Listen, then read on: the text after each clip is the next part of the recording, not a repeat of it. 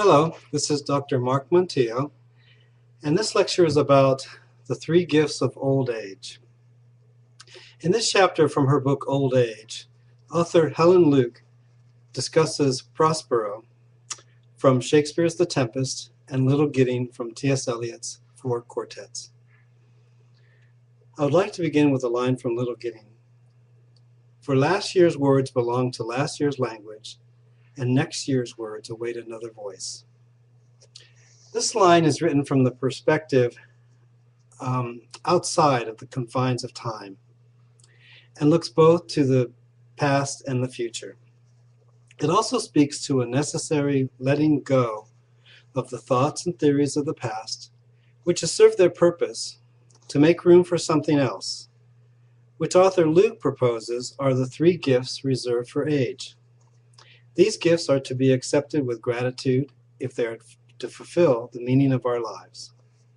First is the dulling of the senses: taste, hearing, sight, smell, and touch.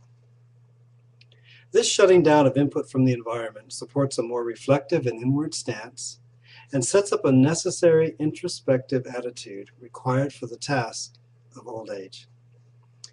The second gift is a futile rage at the folly of humankind and their laughter at things which in reality can be quite tragic. This acknowledges the true weight of things which we frequently make light of. The third of the gifts are memories which can grow more vivid as we look back over the story of our life. This allows us to see that many of our past actions, which we thought to be kind and virtuous, were sometimes harmful to others as well. We experience firsthand the hypocrisy of the ego, which is always concerned with its own comfort. This requires the ability to hold the tension of opposites, a marker of psychological maturity, and at the same time commit ourselves to good as we interpret it. Once we accept these gifts, we are freed from both the future and the past, and free from the identification of self with ego. The fourth quartet also points us to a way in which we can conquer the past and continue to exist after death. Fire is a recurring image in Little Gidding. In this context, Eliot explores dual meanings of fire as a force of spiritual cleansing and a force of destruction. Earlier, in Four Quartets, Eliot uses the rose and the river as self-contrasting images for time. In Little Gidding, Eliot shifts us in and out of time, proposing that we can be dead in body, but live on through our legacies, or our contributions to our friends, family, community, and the collective. He also acknowledges the unforgiving nature of time, but also proposes that time encapsulates our endeavors as resources the future can draw upon.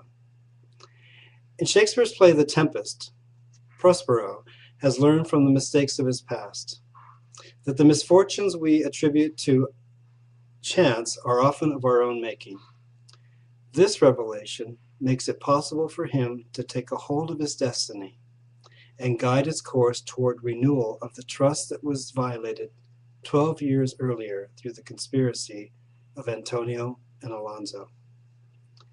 The end result is contrition and reconciliation rather than resolution.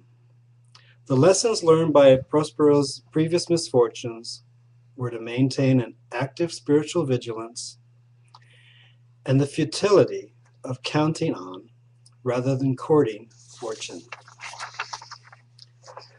Psychoanalytically, Prospero is working through a narcissistic injury due to the betrayal. This requires giving up defenses of withdrawal, omnipotent control, and splitting, all defenses against shame that is felt as unbearable. Identification with the loving aspects of an object that has been controlled and possessed for a significant amount of time and then relinquished and mourned makes this type of forgiveness possible. In a beautiful passage, author Luke closes her chapter. Thus the poets speak to us out of the darkness and danger of this age of transition in the dimension of time. that we may come at last to move in measure like a dancer, in the midst of the refining fire, and emerge singing in the joy which comes only when we no longer seek happiness. Then, in the hands of the unknown God, we may waken to the new morning, where the fire and the rose are one. I end with these timeless words from an American Indian Nightway chant. In old age wandering, on a trail of beauty, lively may I walk.